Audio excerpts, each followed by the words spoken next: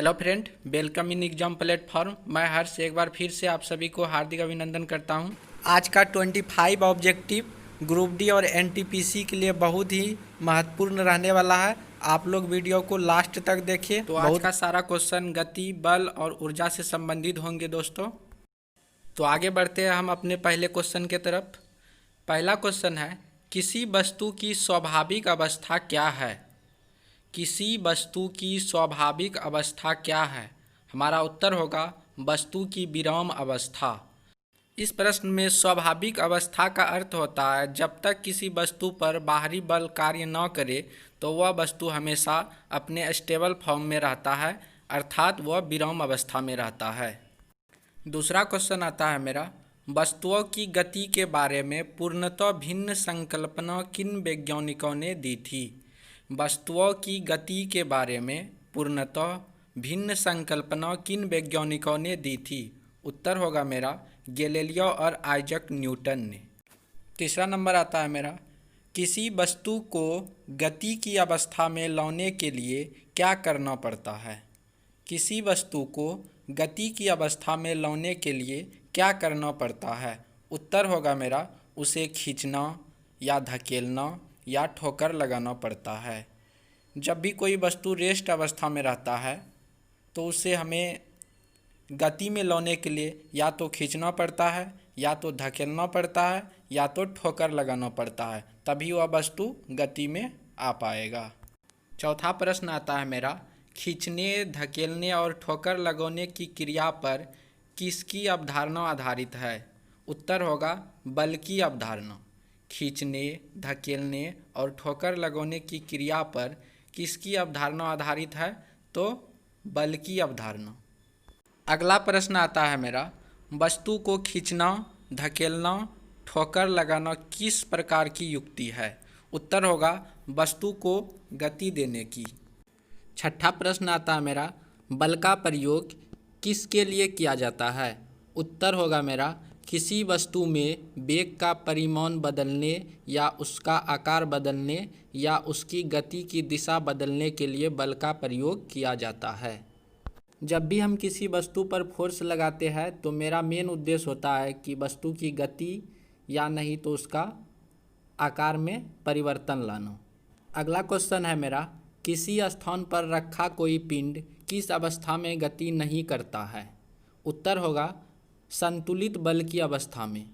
जब भी कोई वस्तु गति नहीं करता है तो हम समझते हैं कि उस वस्तु पर सभी दिशा में समान बल लगता है, जिसके कारण वह वस्तु किसी की ओर गति नहीं करता है, अर्थात उस अवस्था को संतुलित अवस्था कह सकते हैं।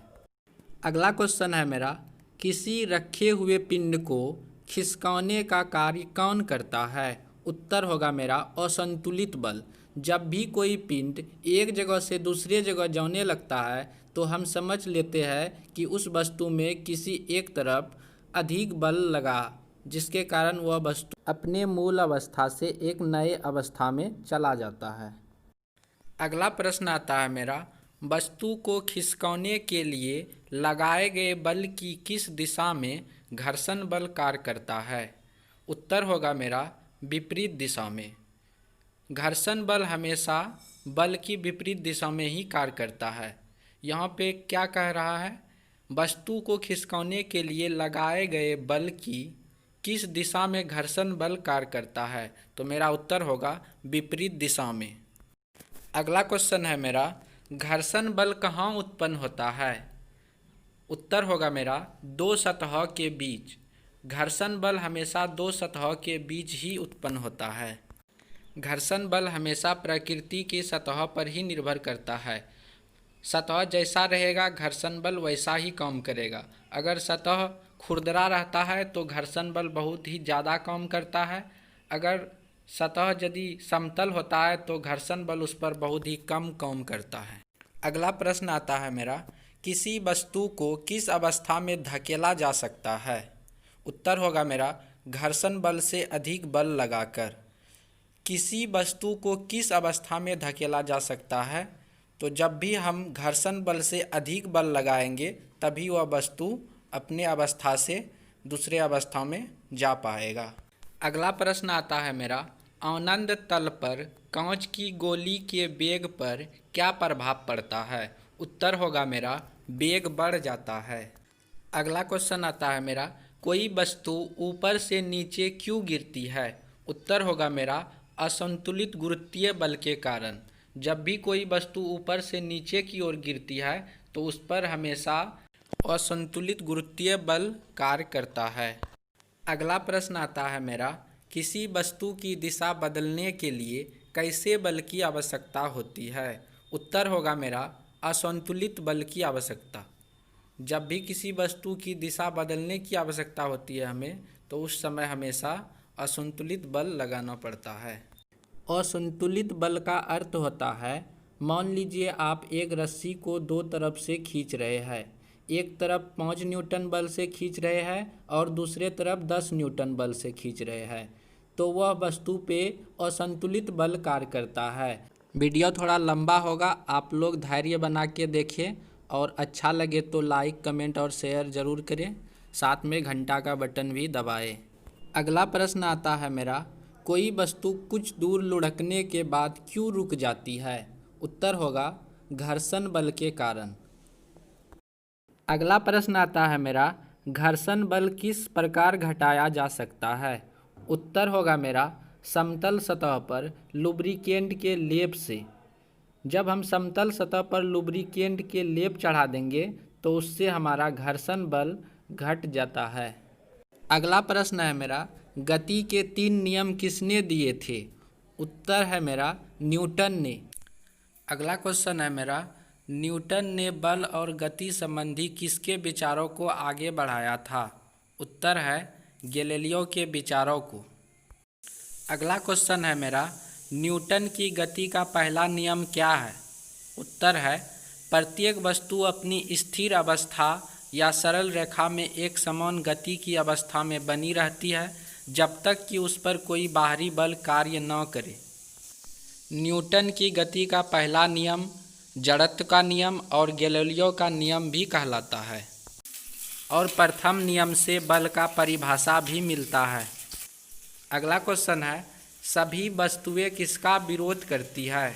उत्तर है अपनी गति की अवस्था में परिवर्तन का विरोध करती है। अगला क्वेश्चन है मेरा, गति का पहला नियम किस अन्य नाम से जाना जाता है? उत्तर है जड़त्व का नियम। तो आगे बढ़ते हैं दोस्तों। अगला क्वेश्चन आपके एग्जाम की दृष्टि से बहुत ही जानदार और ज़बरदस्त रहने वाला है। पहला क्वेश्चन है v बराबर u प्लस ए टी, जो हमारा गति का पहला समीकरण है। v बराबर u प्लस ए टी वेग और समय का ग्राफ देता है। दूसरा समीकरण है s बराबर U T plus half A T square, जो हमें विस्थापन और समय के बीच संबंध बताता है। तीसरा समीकरण है v स्क्वायर बराबर यू स्क्वायर प्लस 2as, जो हमें वेग और विस्थापन का संबंध बताता है। आप लोग इस तीनों इक्वेशन को याद ही कर लीजिएगा। ग्रुप डी और एनटीपीसी में इन तीनों इक्वेशन से हमेशा हर एक शिफ्ट में पूछना उनके लिए अनिवार्य हो गया है, ऐसा माना जाता है इस क्वेश्चन के विषय में। आगे बढ़ते हैं दोस्तों। अगला क्वेश्चन तो उससे भी पावरफुल है। F बराबर एम ए, यह नॉमरिकल के दृष्टि से बहुत ही उपयोगी है। F जहाँ मेरा फोर्स हो जाएगा, m बराबर मास द्रव्यमान, a बराबर एक्सेलरेशन त्वरण। ये क्वेश्चन हर एक बार नॉमरिकल के लिए पूछा जाता है। आप लोग इस फार्मूला को ज़रूर याद रखें। आई होप आप लोगों को ये वीडियो बहुत ही अच्छा लगा होगा, तो प्लीज़ लाइक कमेंट ज़रूर करें। साथ में सब्सक्राइब और बेल आइकन का बटन दबाना ना भूलें, ताकि हम जो भी नए वीडियो बनाएं आप तक नोटिफिकेशन आसानी से पहुंच सके। थैंक यू, बाय बाय, मिलते हैं नेक्स्ट वीडियो में।